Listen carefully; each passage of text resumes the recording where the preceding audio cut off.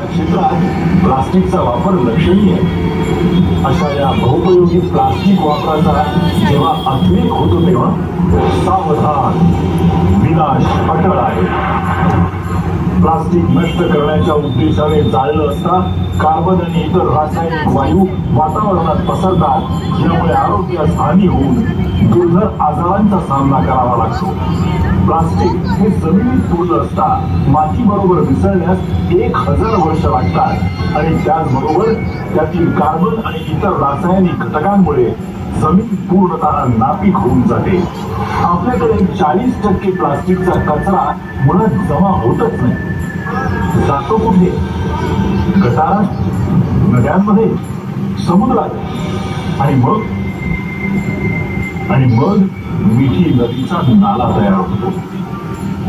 वापरा आणि फेकून द्या अर्थात यूज अँड थ्रो या वापराचं प्लास्टिक हे सर्वात धोकादायक आहे.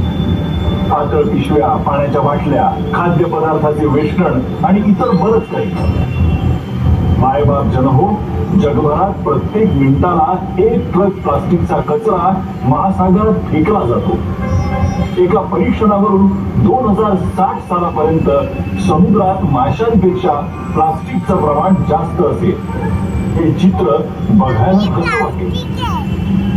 प्लास्टिक खाऊन दरवर्षी 1 लाख प्राणी मरतात. काही चहावाले, हॉटेलवाले प्लास्टिकच्या पातळ पिशवीतून गरम खाद्यपदार्थ पार्सल देतात. गरम पदार्थ आणि प्लास्टिक यांची रासायनिक प्रक्रिया होते. असे पदार्थ खाल्ल्यामुळे कॅन्सर सारख्या भयंकर आजारांना निमंत्रण मिळतं आणि हे शास्त्रीय दृष्ट्या सिद्ध झालेलं आहे. याची आपणास कल्पना आहे का? आपल्या माता भगिनी मुलांना प्लास्टिकच्या डब्यातून जेवण देतात. हे धोकादायक आहे.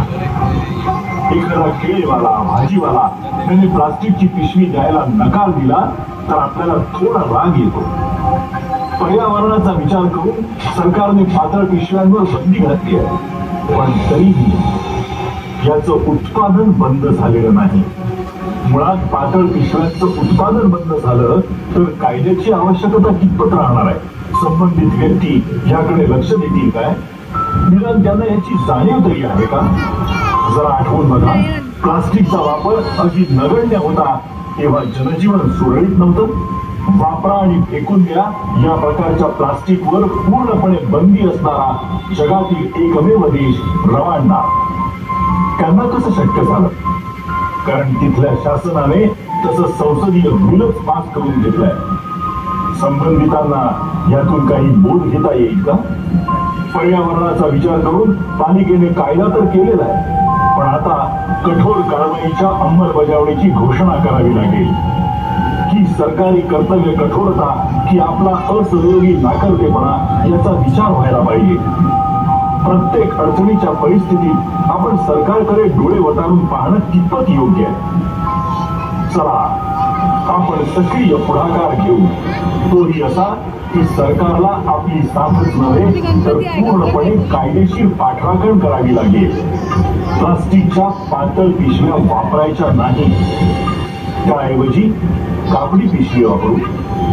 सायंकाळी कामावरून घरी येणाऱ्या पतिराजांनी, गृहलक्ष्मींनी एका कापडी पिशवीला आपल्या खांद्यावरील बॅगेत जागा देणं अगदीच अशक्य नाही. करून बघा.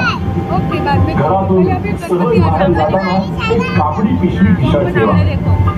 अशा कापडी पिशवीच्या वापरामुळे काही हातांना रोजगार मिळेल याची कल्पना आहे का?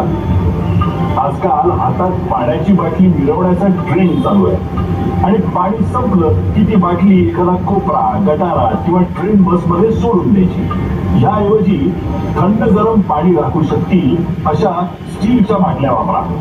हा, थोडा पैसा खर्च होईल पण बाटली इतरत्र फेकून द्यायची हिंमत होणार नाही. तसंच पर्यावरणाला हातभार लावण्याचं समाधान नक्की मिळेल. खाद्य पदार्थांची आवरणही मोकळ्या जागी, गटारात जाणार नाही याची काळजी घेऊ. सुका कचरा, ओला कचरा वेगळा करून महानगरपालिकेच्या आवाहनाला प्रतिसाद द्यायला हरकत नाही. ते आपल्या आरोग्याच्या फायद्यातच आहे. ओला सुका कचरा वेगळा करणारेही माणसंच आहे, त्यांनाही आरोग्य आहे. कधीतरी त्यांना काम करताना बघून त्यांच्या जागी स्वतःला ठेवून बघा. माझ्या भांडूपवासियांनो, आपल्या 7-8 लाख लोकसंख्येने फक्त प्लास्टिकच्या पातळ पिशव्या वापरणं बंद करून त्याऐवजी कापडी पिशव्या वापरल्या तर हा आदर्श काही कोटी जनतेने स्वीकारायला तो किती साकार.